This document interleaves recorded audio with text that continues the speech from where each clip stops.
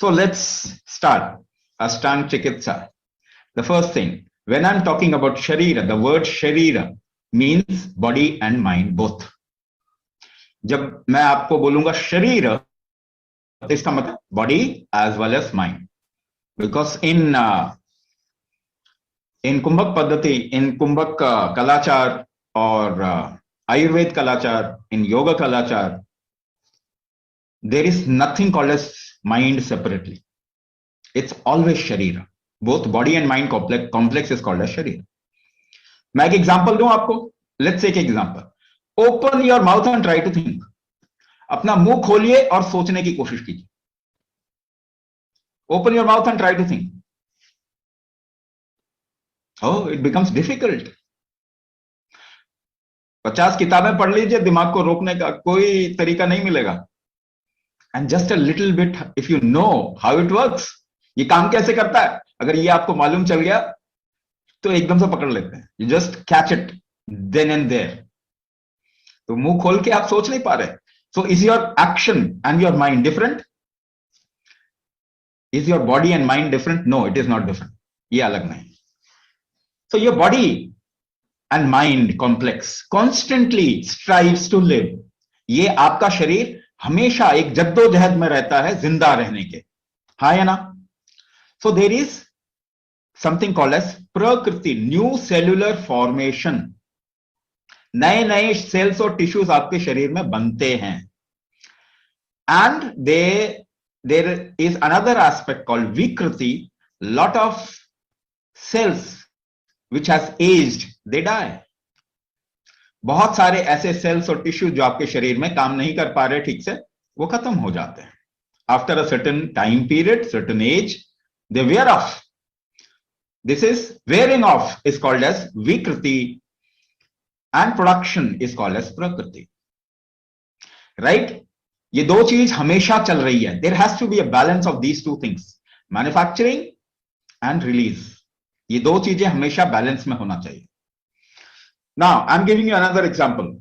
We will take examples so that you understand what I'm saying. बहुत सारे example लेंगे समझने के लिए कि हम क्या बोल रहे हैं. ये these are things you know already, but you are not paying attention to your body.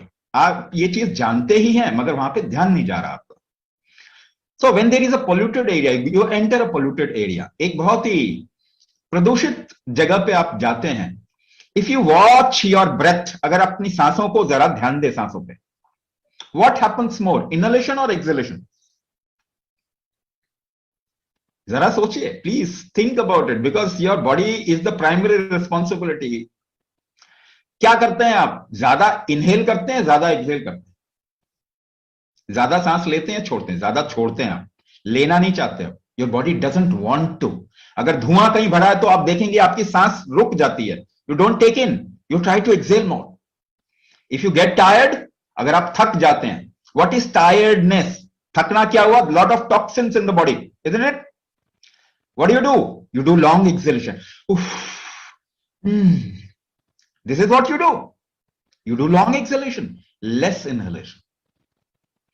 Now, for holidays, if you go to a hill station, अगर holiday के लिए आप hill station में गए, what happens more, inhalation or exhalation?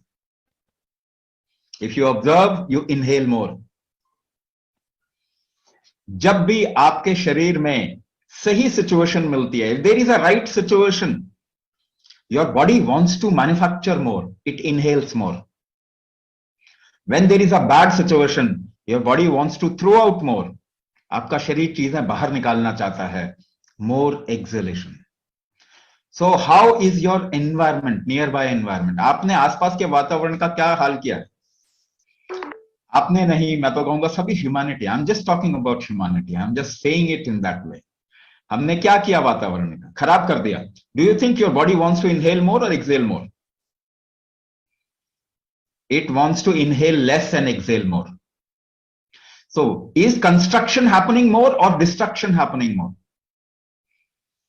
Lot of destruction, no construction. So आपके घुटने घिसेंगे कि नहीं घिसेंगे? बंद तो रहे नहीं, आपने सिचुएशन नहीं छोड़ी. What kind of food you are eating? भोजन कैसा करना चाह रहे हैं? Genetically modified food, isn't it? Your body doesn't want to take it, लेना नहीं चाहता, कभी कभी उल्टी कर देता है, बाहर निकाल देता है। Your body pukes it out also sometimes, वो बाहर निकालना चाहता है, it doesn't want to take in. So regeneration will happen more और degeneration will happen more, degeneration will happen more and correlated with the situation. इसीलिए आपके joints घिस रहे हैं, उनमें दर्द आ रहा है। रीजनरेशन नहीं हो रहा, नई चीजें नहीं बन रही, घिसे जा रहे हैं। So there is an imbalance of prakriti and vikriti. इसका बैलेंस होना चाहिए था, मगर ये बैलेंस नहीं हो पा रहा है। सो ये दो का अगर आप बैलेंस नहीं बनाएंगे, there is no chance of recovery.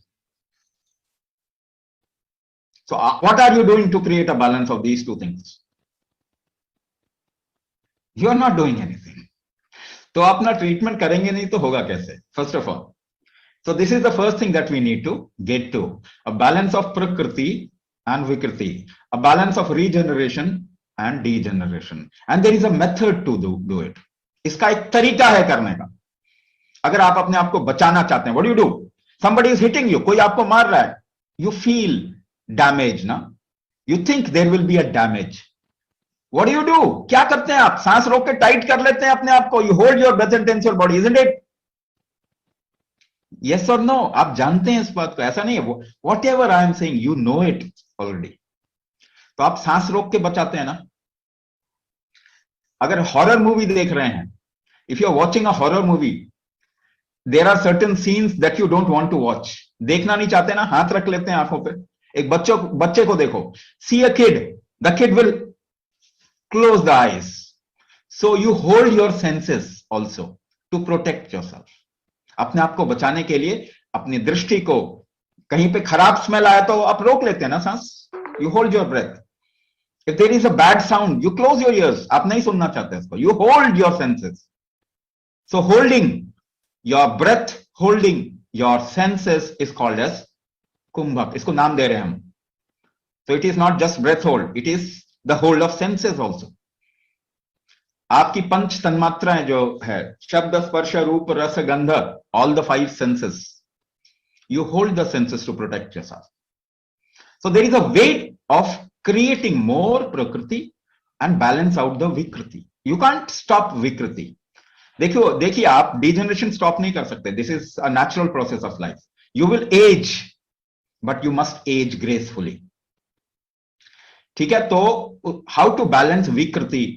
There is a method to balance vikriti. Ashtanga Chikitsa will give you that method to enhance prakriti and balance the vikriti.